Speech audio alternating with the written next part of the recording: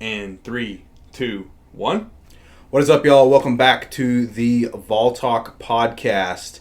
I'm here with Austin. My name is Blake, and we don't have a game to preview this week. We are on a bye week, and it is a much-needed rest for the team, I think, because we got Arkansas coming up, but then another team in red. Alabama. So, got a bye week, but hey, we still wanted to come at y'all with our regularly scheduled programming. So today, instead of a game preview, since we have no game to preview, we wanted to hit y'all with some fun content. We are going to do like a quarter season review of the team. We're going to look at the offense. We're going to look at the defense. And then we're gonna dish out some watch lists for the Vol Talk Podcast Awards. Yes. So we're gonna go into those, y'all. We'll reveal what those awards are later in the podcast, and then I think we'll end with a kind of a revisiting of our initial season predictions and see if we need to adjust those season predictions any because we're through Oklahoma week. Yep. So it might be time to adjust those season predictions, right? So, yep. But hey, without further ado, we'll hop right into it. But before we do, please like, subscribe. We need y'all to subscribe, please, and comment. If you think our content is trash, let us know. Let us know. Because you're probably right. Put a comment in the comment section. Drop us a dislike. Please don't dislike, actually. Just comment and subscribe and let us know what we can do better. All right, back on track. Here we go. We're back on track. So, to start, I'm going to talk about the defense, man. The defense, because it's the story of the season, in my opinion. I think we've been saying that all throughout the podcast. The defense has been elite up until this point through 4 games. The best defense we've had in years, I mean, without question.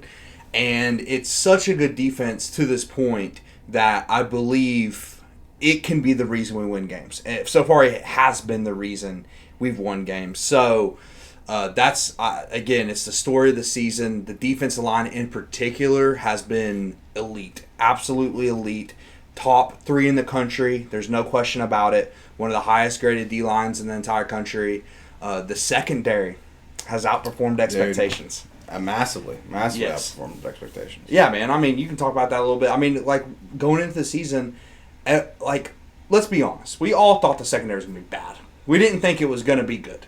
We thought it was going to be bad. At the very least, we talked about it. Yeah. Hot and ready, right? Like, mediocre at best. Mediocre at best, and they have way outperformed mediocre. So, like, multiple standouts in the secondary, which we're going to get into later with some of the awards. So yeah, man, it's been fascinating what Tim Banks has done with the defense as a whole. Really, all 3 levels of the defense, even the linebackers. I mean, the linebackers, we said, hey, they can be bad or they can be really good, and so far they've been really good. The defense has been fantastic overall. It's been what's leading us to big margins of victory, and I think, if they can sustain, they don't even have to keep up to the pace what they're doing. If they can at least sustain about 80% of what they look like right now, and Heupel is always going to have the offense cooking, dude, I mean, we can beat anyone. Sky's the limit. Yeah, I mean, quarter of the way through the season, defense, like you said, is definitely the biggest surprise in terms of we knew the D-line would be good, right? We thought the linebackers would be pretty good. Secondary was a question mark, but we didn't think the defense would be this good. Now, I hate that we have to say this every time, right? You haven't faced a great offense yet. Like, these other defenses also haven't faced incredible offenses yet. Alabama hasn't faced an incredible offense yet, and yet our defense was able to hold offenses without a TD for 19 quarters straight, which is the longest in 20 years. Yeah. That's just like, in FBS. That's an incredible stat. And so, yeah, I think you're absolutely right that Tim Banks has done a great job. Credit to him. Credit to the position coaches. And, man, the D-line, you mentioned the D-line. What's crazy to me about that is there's no – James Pierce is great. James Pierce, he finally played, a good chunk of snaps against Oklahoma. Played well. He played well. But what's crazy is that the other guys. The love is just getting spread all over the place on this D-line. They're like – as a unit, they are just so incredibly good. Yep, and credit to Rodney Garner. He's the defensive line coach. He's done a fantastic job. And what's interesting, dude, is that in years past, especially under the Butch Jones era in particular, Butch was a great recruiter. He brought in great talent. The issue was he was not a good developer of talent. And that has been the massive difference in the Heupel era. We have seen guys like Amari Thomas or Tyree West or Norman Lott develop and become not only good players but great players. They've legitimately played great. Or Joshua Joseph. Like, they've legitimately played great this season. And the development, dude, it's they've developed year after year.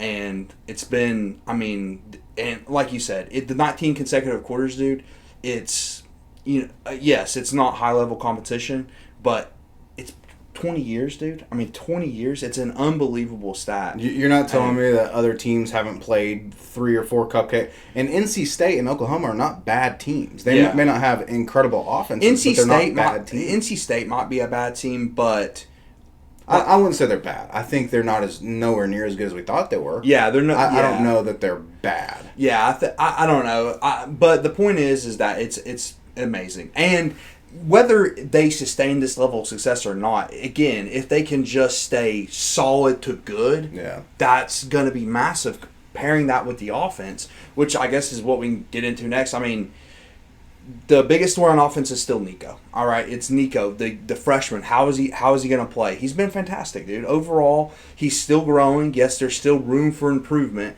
but he's been fantastic, dude. The tools are there. That's the thing with Nico. He's not missing any tools. Yeah. Like the arm strength, the athleticism, everything is there with that guy. It's just, tweaking a few things here and there, taking less sacks, realizing that every play doesn't have to be a positive. Mm-hmm. Some plays are, you're going to take a negative sometimes. Sometimes you're going to throw an incompletion. Sometimes you have to take a sack to avoid a negative play. I think that's where Nico can grow the best. But, I mean, for what he is, which is a redshirt freshman, I mean, we could not have asked for any better, really. Yeah, well, and ultimately it comes down to just him to continuing to learn and grow, right, now that he's actually getting in-game reps. He's starting regular season games, right? He started against Iowa in a bowl game, right? Like, this is truly his first, Oklahoma was his first, good defense that he, played against. So, yeah. And they have a great defense. They have a great defense. They have a great defense. Brent Venables' defense. So, he's learning, but, to your point, all everything else is there. Like you said, the athleticism, the strength, the measurements, all that good stuff. And now he's developing, his actual, developing his intangibles in a lot of ways, and developing his, just a sense of the game and things like that. And so that's great. But, I mean, otherwise on offense, there's not a ton. Oklahoma game, right, was different. We changed up the game plan mid-game. And you talked a little bit about that in the Oklahoma review, which was the last episode we dropped on Monday. But, I mean, the offense, I don't have any glaring issues other than maybe penalties, which we'll talk about, later. The O-line didn't look great against Oklahoma, but there were some injuries or some, missing some key personnel. But otherwise, I mean, the offense, I think it's still to be determined if it's 2022 efficiency level. I agree with that. We'll see once we hit Alabama, right? But it's, I mean, the level that the offense is playing right now, combined with the level of the defense, you couldn't ask for anything better. I totally agree. And the depth is at the best it's ever, it's been under the Heupel era without question. I mean, there's so many weapons on offense. Like, there's not anyone on offense outside of Samson with a lot of stats just because they spread the love, dude. Mm-hmm. Everyone gets the ball. We're 3 deep at tight end. We're 6 deep at receiver. We have tons of offensive weapons, and I do think we have one of the best lines in the SEC. Like you said, there was injuries in the Oklahoma game, but at the end of the day, when you're down to your 3rd and 4th string tackle and you could still move the ball, it's, you're pretty deep on the offensive line. So I think, like you say, I mean, we can't ask for much more. I mean, yes, playing cleaner football is the number one thing. And again, there's still a question of, can Nico be the reason we win? Because right now, Nico's not been the reason we win. No. Now, he hasn't lost us the game. No, and he's been playing good. Yeah, he's been good, but he hasn't had to be the guy yet. He hasn't had to be the elite QB in the fourth quarter. We need a drive. Like Hendon was. That's what Hendon Hooker was. I'm looking at a picture of him right now. That's what he was, dude. When we needed plays in the Alabama game, he made the plays. Yep. And we can, Nico has the tools. It looks like he has the pedigree, but we don't know yet. Yeah. That's still a question mark. We don't know. We'll see. We're going to find out because not every game's going to be a blowout. No. We're going to play in close games this season. So we'll see. Can Nico make those plays in the big moments? Are we going to have a receiver like Hyatt that makes those plays in the big moments? Right now it's looking like Thornton. Thornton's making a lot of plays, but we're deep at that position. We'll see. But yeah, man, I think that's really the biggest question marks. Can we clean up the penalties? And again, Nico looks elite. It looks like he has that in his or his potential is elite. But is he going to have that moment? Is he going to have that, quote, Heisman moment in a big moment to win us the football game? Yeah. Yeah, I think, and I think he will. I think, he's going to, the theme for this team so far, and we saw it with Heupel's post-game locker room speech with teams like, hey, get better. Yep. Great teams get better as the season goes on. That occurs individually as well, Exactly. right? Like that. Now, the team as a unit has to grow together, but great individuals also improve over the season, right? And so I think we're going to see that with Nico. I think he's going to continue to improve as he learns and gets these in-game reps and things like that. And it is going to help, once the O-line gets fully healthy. Hopefully we'll have Lance Hurd back by the Arkansas game. We should. Right. We should. Who was it that went down? John Campbell. But he came back. So I think by the Arkansas game, theoretically, we should have the full strength at the O-line, I hope. But also, dude, the fact that Nico hasn't had to win us games, that should make us feel comfortable. That's fine. Well, because great teams can win multiple ways. And that's what we've shown so far. We can win multiple ways. If we need to put up points, we can. But that's the reason we didn't in Oklahoma. A lot of people think our offense just kind of crapped the bed in the second half against Oklahoma. That's not it. I've fully realized that it was just all about the game flow. And it's like, don't screw it up. Just get out of there with a win.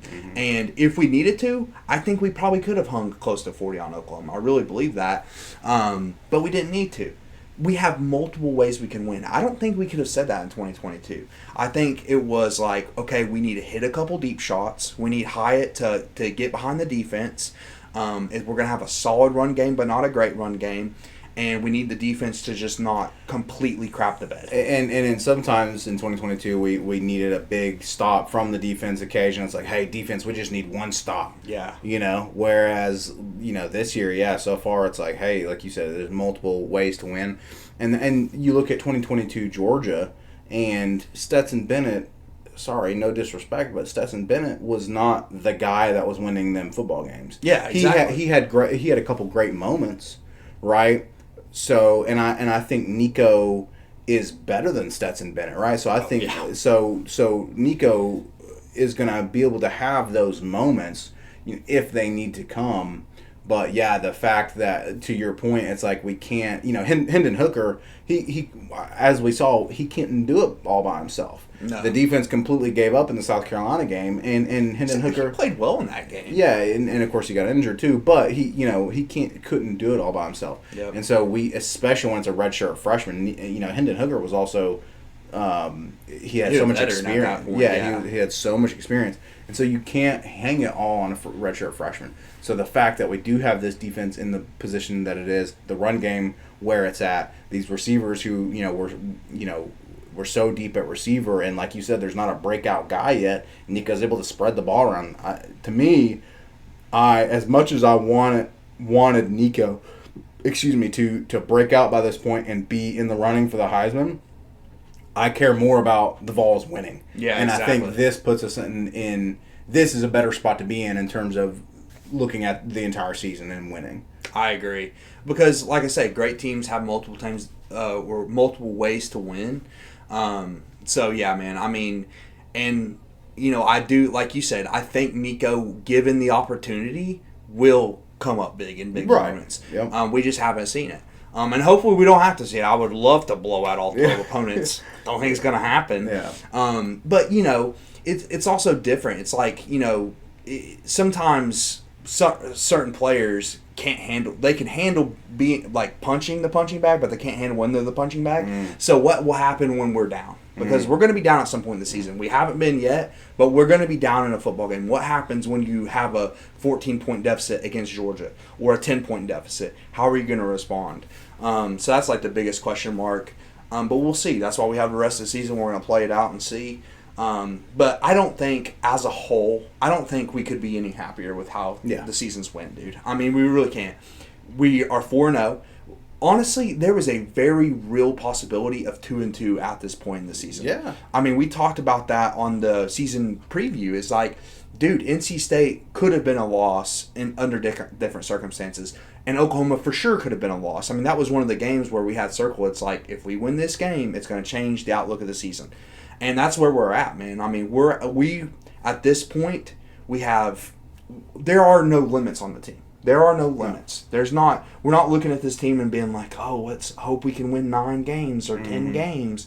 It's like, no, you have an opportunity to win every game you play in. Oh, 100%. It's just, will you live up to that potential, and how will we match up against the top teams in the college football, which is Georgia and Texas and maybe Ohio State. Yeah.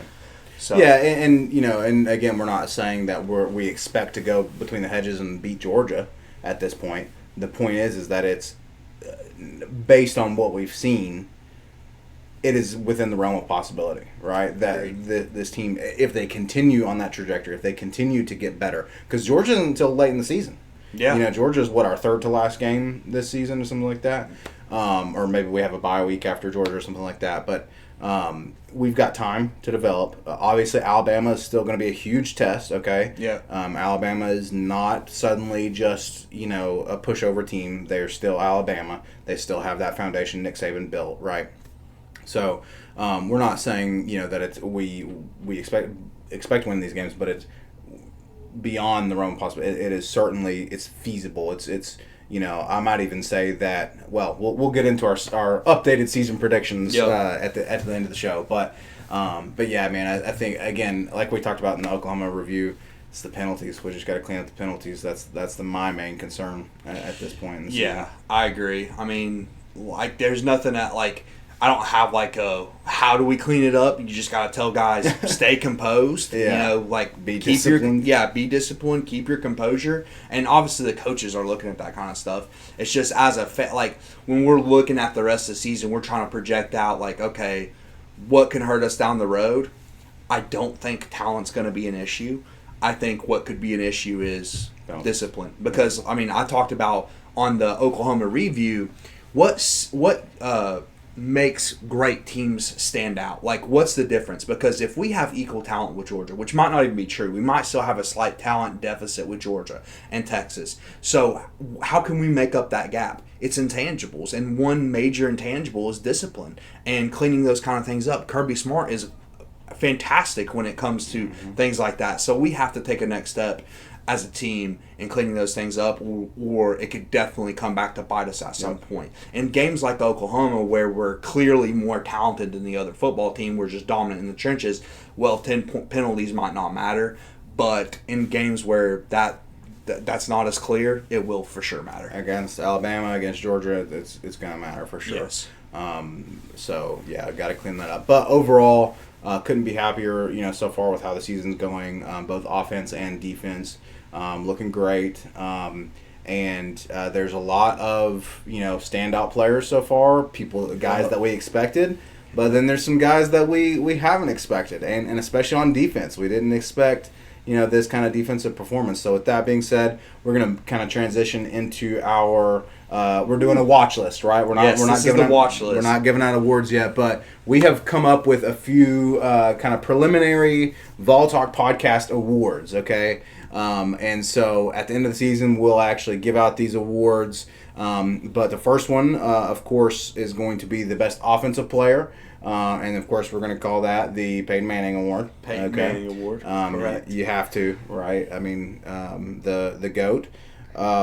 And then the greatest GOAT at Tennessee. Defensively, we're going to talk about the best defensive player. We're going to call that the Reggie White Award. Of course. You have to, right? The Minister of Defense. The greatest GOAT of all time. Okay, Reggie White.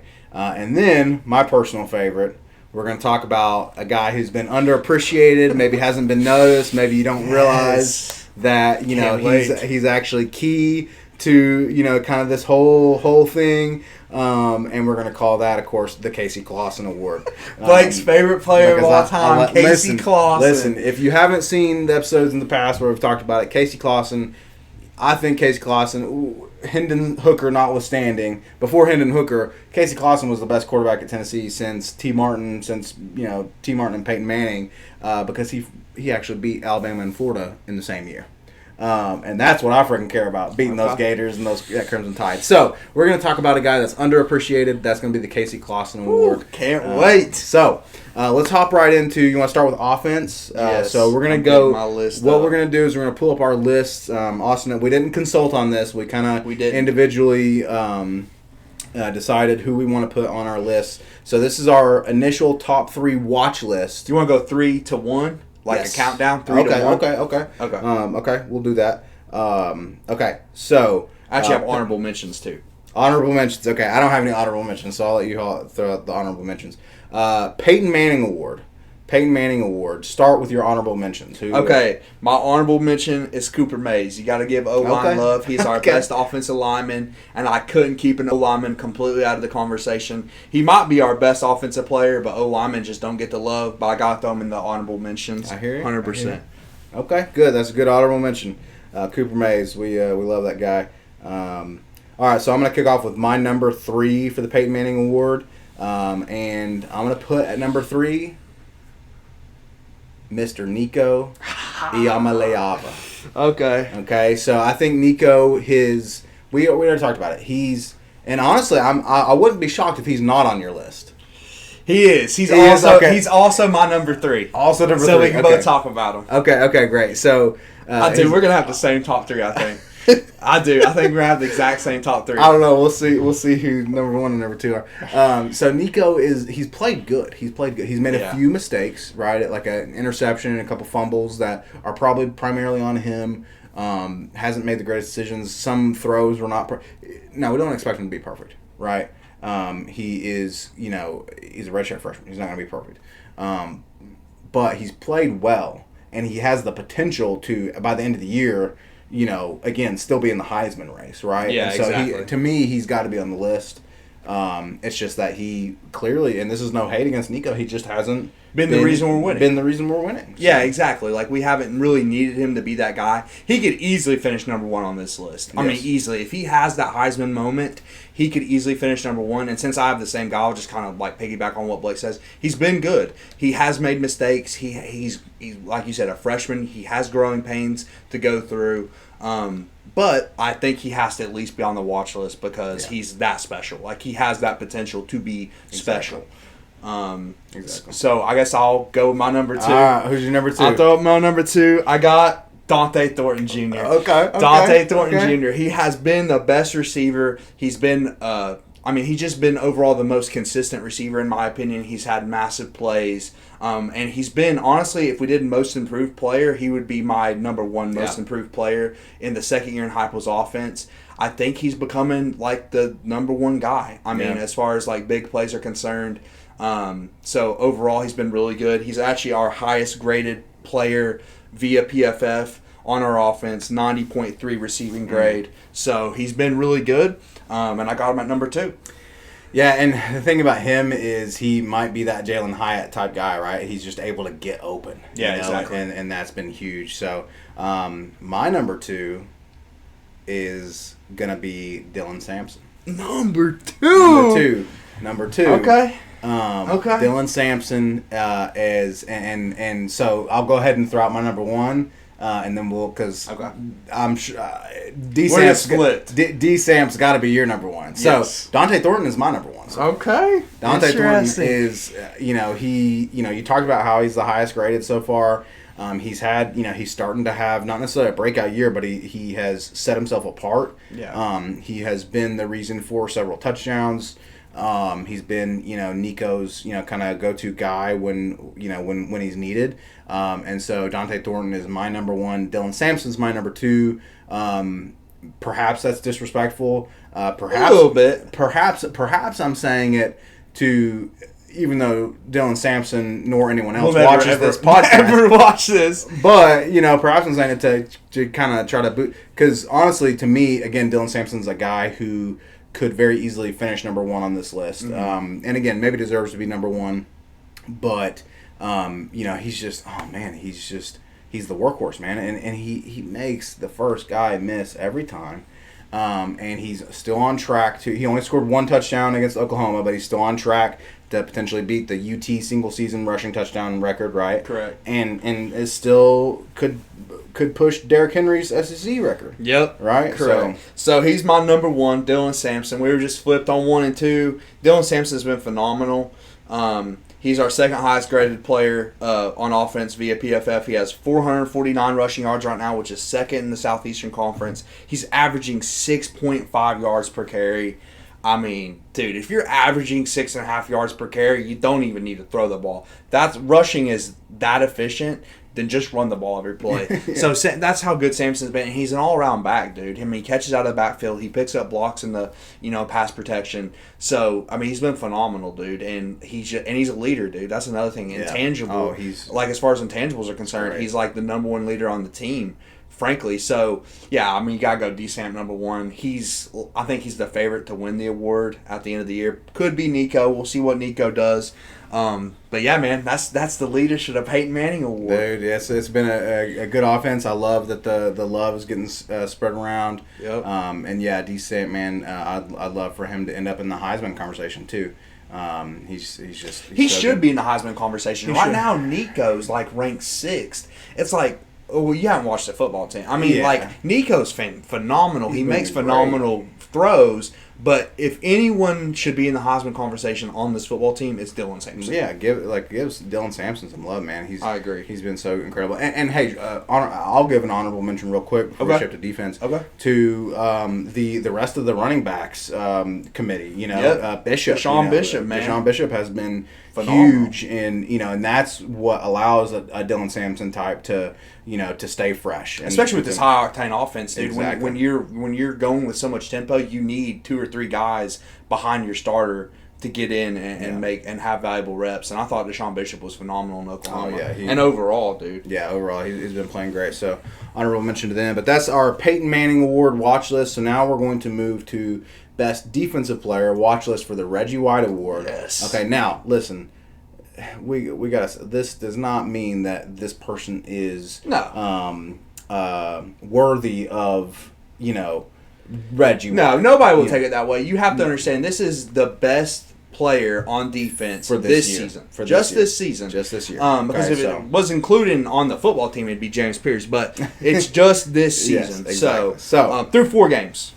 So do you have any honorable mentions here? I do. Okay. So Keenan Pili.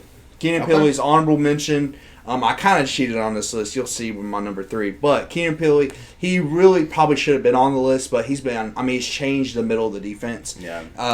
Again, intangibles with that guy, he's calling the plays. He's the leader on the defense. And he just flies around, dude. His speed stands out. I would be shocking if his draft stock hasn't risen just because he's so incredibly athletic. He has a rushing defense grade. I think his rushing defense grade is in the mid 80s. Really good run defender. He has some work in pass coverage, but as long as he's flying around making plays, being the leader on the defense, he's definitely going to be in the running for this award, in my opinion. So, yep. And I've got Keenan Pili at my number 3. There you go. So that's fair. I agree with you. He's been a great leader on this defense, and he's making tackles. He hasn't had any huge plays, game changing plays. Yeah. But he's just a workhorse, man. He gets out there and he does his thing and he gets the job done. So he's my number 3. So what if I'm interested to see who the 3 on your list are? If Keon Peely is an honorable mention. I cheated for number 3, people. Okay. Okay. There were too many good options for number 3. It's basically the defensive line as a whole, but I'm shouting out 3 guys altogether. So, Omar Norman-Lott, Tyree West, and Omari Thomas, dude. Those 3 guys have been phenomenal. You could literally just pick any of those guys out of a bucket and put them there. They've all been fantastic. Omari Thomas has, for someone who's like 400 pounds, I've never seen a motor on a guy like that. He runs guys down in the screen, man. Like in the screen game. He is flying around, and Norman-Lott has made massive plays. And Tyree West, like Dante Thornton, he would be on my list for most improved players, dude. That's a guy I didn't even have on my radar going into the season. He has 2 sacks right now on the season. He's been phenomenal. So I cheated with number 3. I had to give love to several guys on the D line. Hey, no, that's fair, but it is cheating. But it's fair. I hear you. You gotta spread that love on the D line because they have, as a unit, they've been so great. Yeah. But my number 2 is actually Tyree West. Okay. Makes sense. And it's not just the sacks. It's not. I think he's got like 9 tackles or something like that. He's got a ton of tackles. He's been great in the run game. He's got a couple sacks, but he's also got a forced fumble. He forced a fumble, and so he's been in a season and in a D line where James Pierce has gotten all the attention. Suddenly Tyree West has broken out to me in a lot of ways. So Tyree West is my number 2. Which makes me think, depending on who your number 2 is, I think we might agree on number 1. But hit me with your 2. So number 2 is Joshua Josephs, man. Okay. He's been the best run defender in the country, dude. Go look at the numbers at PFF. His PFF run grade on the year is 96.3. Oh, wow. Against Oklahoma, he had a 99.3 run defense grade. I mean, that is, dude, PFF, you're elite if you're like high 80s to low 90s. That's elite. He's 99. That's unbelievable. He had one of the best games ever against Oklahoma. So, yeah, dude, he has to be number 2 for me. He hasn't played as many snaps as some of the other guys, but he's just been phenomenal when he's played. So. And that's not even a guy that was on my radar going into the season. Yeah, exactly. It's like, and so another guy. That just shows the development, of this defense and of the team overall. So, but I'm assuming we have the same number 1. Yep. It's got to be McCoy. Yeah, you didn't go number 2 though yet. Have you? No, Tyree West. Okay, yeah, Tyree West. Peely was my number 3. I agree. Jermod McCoy has been the best player. Yeah. Yep. Yeah. I mean, because dude, look at me and tell me, look me in the eye and tell me, would you have guessed that we're talking about the best defensive player being a cornerback, being in the secondary this year? I would not have. I mean, he was a transfer. I knew he had potential to be good. But he hasn't been good, dude. He's been one of the best corners in the country. And I'll just give you some stats to back that up. Absolutely. So he has been the 3rd or 4th highest graded cornerback for PFF. He has like the 3rd or 4th highest coverage grade out of all defensive backs in the entire country, dude. I mean, that's how good he has been. He's literally top 5 cornerback in the entire country right now as far as how he's playing. And on our defense in particular, he's the 2nd highest graded player on the defense. Joshua Joseph is actually number 1. Forgot to shout that out. But the difference is that McCoy has played 80 more snaps. So he's just been absolutely elite, man. In the Oklahoma game, he's literally responsible for stopping them on defense twice. In the first drive of the game, he had the 4th down pass breakup, and then 2 drives later, he had the interception. I mean, he's just been absolutely insane, and as a whole, he and the rest of the secondary have been really good, not only in coverage but also tackling in the open field, dude. Yeah. I mean, the tackling in the open field has been incredible too. So, I mean, had to shout him out. I think he's not only been the best defensive player and is by far the front runner for this award, he's been the best player on the team. Yeah, and we're going to get into the next award here in a second, but that's, again, he's a guy that I didn't expect, to come in and play like this, right? Like, he wasn't on our radar, right? So huge props to him for coming into the season kind of relatively unknown, and all of a sudden he's having a great year, incredible year, and like you said, perhaps the best player on the defense so far. So with that being said, I I have a little bit of overlap with my Casey Clausen award because of some of these guys coming in, and I don't think they're being appreciated enough yet. I don't think some of these guys are on people's radars yet. And so we're going to talk about the Casey Clausen Award watch list. These are guys who are underappreciated, who have been huge for our success, but people, they don't think about them. They're not household names. They're not household names. And so with that being said, again, I've got some overlap. Well, first, do you have honorable mentions? I do not have an honorable mention. Okay. I do have a theme, though. You have a theme. I do have a theme. Okay. You'll hit us with this theme in a second. Yes. So my number 3 is gonna be Dante Thornton. Okay. Dante Thornton Jr. because again, I don't think people are even. It's not necessarily that he's not a household name, but he's not still on people's radar. I don't think he's still underappreciated. I don't think people are. I think they're going to start to appreciate him after this Oklahoma game. I think he's going to start popping up more. His name's going to start popping up more. Like, oh, wait a minute. Dante Thornton is actually having a really good year. And as he goes, I think it's going to depend on how the offense goes. Right? And we saw in Oklahoma where we didn't need to hit those deep passes a ton in the game. But as we get into your Alabamas, to your tougher weeks, I think we're going to see that more. So my number 3, Cooper Mace. Okay. Underappreciated. Okay, He's, that's I mean, 100%. O-line love. I mean, he's the best offensive lineman on the team, and he deserves a shout out pretty much on every show. He is outside of Nico. I believe he's the only player to play every offensive snap for the starters this season. So yeah, Cooper Mays is my number 3. Dang, that's fair. That's fair. So I feel like I might be able to guess your theme, but we'll see as it goes. So number 2.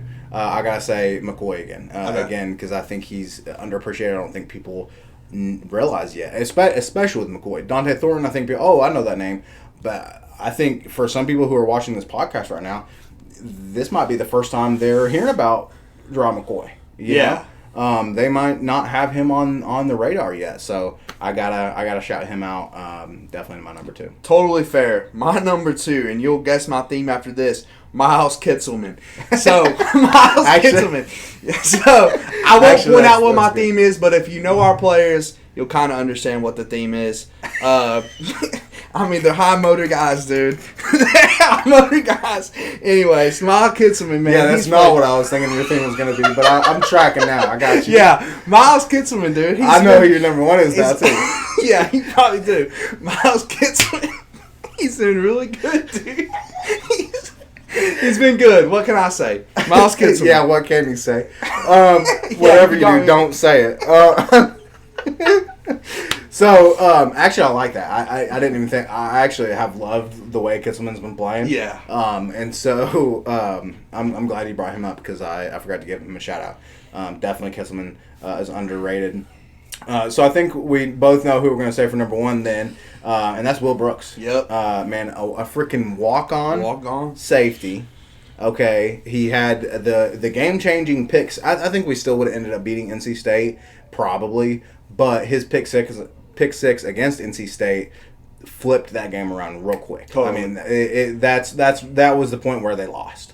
And so, but beyond that, he's like, I was looking at his stats and I was like, well, wait a minute, this guy, he's got, a ton of tackles. Yeah. He's got, he's been playing great defense. And so, like, at the end of the day, it's like, holy crap, this walk-on safety, he's definitely wasn't on anyone's radar. And all of a sudden, he's playing lights out. Yeah, dude, he's been phenomenal. And Will Brooks is my number 1. Yeah, so, of course he is. Listen, dude, I mean, I just thought I'd go with a little theme, man. They don't get enough love, bro. They don't get enough love. They really don't. So, Will Brooks, number 1, dude. He's been phenomenal as a walk-on, like you said. By they, you mean like centers and tight ends of course. And safeties. They're doing the dirty work, bro. They're doing the dirty work. They're doing the dirty work. First one in, last one out kind of behavior. Just real... They're hard workers. Just real smart guys. They're hard workers, bro. Sneaky athletic. Okay, we're gonna stop. We're gonna stop there. Before this, that's my Casey Clausen award, man. Dude, no, I like it. That's a good. That's a good list. All right. Good theme. Okay. Also, I didn't tell you about this award, but I'm gonna throw a curveball. I got This guy. He's a dog award or Juwan Jennings award. Okay. Juwan Jennings award. Juwan Jennings award. Dog. He's a dog. Exactly. I got one guy for offense, one guy for defense. Jacoby Thomas, man, he's setting the tone on defense. Dude. 2 massive hits. I love that guy. He was the one that got the massive hit on Oklahoma, right? Yes, he's the one that got massive hit in Oklahoma. And let me say, Jacoby Thomas is the one exception to penalties. If that guy gets a penalty, I don't care, dude. Because that sets a tone for the team. Okay. I love that. Okay. I don't care how many penalties that guy gets this year. So he's a dog. So Jacoby Thomas, dog. He's a dog. Exactly. Okay. All right. And of course, on offense, you gotta go Brew, dog. Brew is a dog, man. He plays dog. Yeah, he plays exactly like Juwan Jennings. He's a kind of guy that he's gonna fight for extra yardage no matter what, dude. It's just no matter the time in the game, he's gonna fight for extra yardage. I don't know how many times the dude has actually been tackled. Yeah. Like he's like when he gets tackled, it's mostly him running out of bounds, somebody pushing him out of bounds. He's a dog. So those are he's a dog award. Juwan Jennings, absolute dog. I like it. I like that curveball. He did not consult with me on that before the pod. No. No. There we are. He didn't consult with me on the theme either for the Casey Clausen Award. That was just mine. I just. You just kind of. I know, really. Will Brooks and Miles Kitzman came to my mind. I'm like, okay, number 3 I have to go Cooper Mays. Right.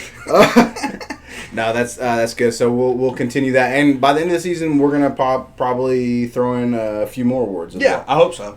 And so it's fun stuff. A lot of players really giving their all for Tennessee.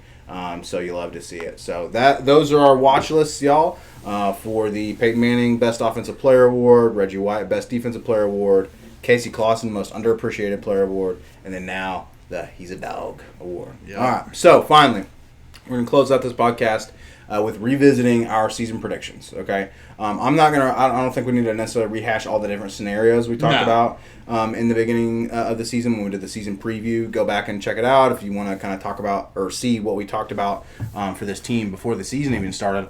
But at the beginning of the season, you predicted 10-2. Correct. I was a bit more of the pessimistic guy at 9-3. I think we have reassessed that for both of us. The Oklahoma game, like you said, was the one that was circled where it's like, hey, we got to see what happens in this game, and then we're going to be able to project a little bit better for the rest of the season. And I think you and I might agree, we talked a little bit about it before we started recording, we might agree that looking forward now, realistically, I'm going to have to change my pessimistic outlook of 9-3 to 11-1. I think 11-1 is beyond feasible, you know, and the one loss for me is probably still Georgia at Georgia. It's got to be, but I think Alabama, we can beat Alabama at home. So I think 11-1 is absolutely a doable record. Yeah, and I think it's not just about us being 4-0. It's not just about us beating Oklahoma. It's also about the performance. Yes. I always say the performance matters, and we look like a dominating team. We look like a team who is really good up front, which is what it takes to win in the SEC in particular. And we have an elite quarterback and a quarterback who's shown elite ability. So and elite coaching. So with all those three things, there's really no limit for the team. I think 12-0 is possible, but my solid prediction is through 4 games is 11-1 at this point. I'm not gonna pin us into a particular loss. It could be any team that we lose to. But I think with Georgia's schedule at the end of the year, it's very possible we could actually win that game. They could be depleted at that point. And, you know, I think it's likely we beat Alabama, but we'll see. I mean, I'm not going to just say which one is the loss or, hell, we could lose to Florida. Like God forbid that happens. But, you know, we could lose. But I'm going to pencil it in 11-1 from 10-2. It's not that big of a jump, but I think with how we've played, how we've looked in particular, especially on defense, I think 11-1 is where I'm sitting at right now. Well, and I think when you threw out your prediction at the beginning of the season, when you said 10-2, you're like, hey, those 2 losses, you kind of I don't think you pinned them down either at that point, and it was like, hey, it's probably Georgia, Alabama, or Oklahoma. You know, pick 2 of those. Yeah, exactly. And now that we won Oklahoma, and the performance, it looks as though we can certainly play with Alabama at home. Yep. And Georgia is again, like we talked about, it's within the realm of possibility. Yeah, definitely. And so 11-1, I think is a good prediction. And honestly, let's end with this. This is a playoff team. I think this is this is a playoff team. Even at 10-2, I think we're in the playoffs. And but you talk a little bit about what you were telling me with the seeding, and honestly, 11-1, not going to the SEC championship. That might be a great spot for us. Yeah, so if we win 11-1, we probably would go to the SEC championship. True. But true. 10 wins we're guaranteed to get in the playoffs. Any 10-win SEC team will be in the playoffs. You can bookmark that. There will never be in the new playoff era a 10-win SEC team that does not make the college football playoff. So yeah, I mean, if we just win the rest of the games we're favored in, we are guaranteed to make the playoffs. Now, as far as what you're alluding to with the seeding, if we were to go to 10-2 or 11-1 and somehow lose a tiebreaker, not make the SEC championship, or go 11-1, make the SEC championship and lose the SEC championship, that's very possible. Then we could potentially get the 5 seed. And I was telling Blake, if you don't get like the 1 seed, I believe the 5 seed is the best spot to be in the playoffs, even over the bye week, because you get the Group of 5 champion at the 12th seed, which is most years going to be a very easy game for the 5th seed, because the 5th seed is going to be a really good team. Keep in mind, in the old playoff format, the 5th seed could have been the 2 seed. Yeah. I mean, there was several years like that. Like let's say the undefeated SEC champion, but then a 1-loss SEC championship loser could have been the 2 or 3 seed. So in this new format, that team will be the 5th seed. So you play that Group of 5 champion. Likely you're going to be multiple touchdown favorite in that game. Plus, it's at home. It would be at home. And your next game would be the Big 12 champion, likely, or the ACC champion at the 4 seed, which that's going to be by far the weakest conference champion, without question. It's not going to be the SEC champion. It's not going to be the Big 10 champion. It's going to be one of those 2 weaker conferences. So most years, in my opinion, in this format, that 5 seed will be in the Final Four pretty much every year in this format. Now, this format could change and it could look different, and I expect those things to happen. But yeah, I mean, if we're looking at the end of the season, we're 11-2, or we're 11-1, 10-2, whatever, and we're the 5th seed, we'd feel really good about that. Yeah. So, and I like that analysis. But at the end of the day, the bottom line for me, I don't really care what seed we are, as long as we're there. Want to get in the playoffs, and I think at this point, again, to revisit our season predictions, we talked about like, hey, if we're 10-2, maybe even if we were 9-3, depending on how the season shakes out, we could be in the playoffs. And so at this point, there's no reason this team should not end up in the playoffs. Agreed. And dude, I'm hyped for that. No, no question, dude. First 12 team playoff year, we should be able to make some waves. Yeah, and for the last 20 years, I'm 27. And pretty much my entire life, Tennessee has been down, or at least my entire football watching life. And I always just wanted to be in the conversation again. I always just wanted to be in the conversation with the big dogs, in that playoff conversation or whatever it was, in that top portion of college football, that top tier of college football. And we're back. We're back in that top tier with the potential to go even further than that. So it's really, dude, it's there's literally never been a better time to be a Tennessee sports fan, ever. Yeah. The baseball team just won a national championship.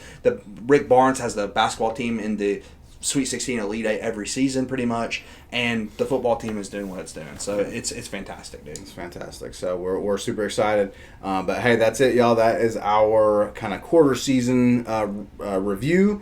We've revisited our season predictions. We've looked at our watch list for some player awards. We've reviewed the offense and defense, and it's exciting stuff, man. I'm looking forward to the rest of the season. So we hope y'all will join us for the rest of the season. Again, please like the video, comment, and please subscribe. Okay, if you enjoy it at all, even if you don't, honestly, it helps us out. Just throw us a subscription. We'd really appreciate it. But we can't wait to watch the rest of the season with y'all and see how these Vols do. So go Vols. We'll see y'all in the next episode. Later. GBO.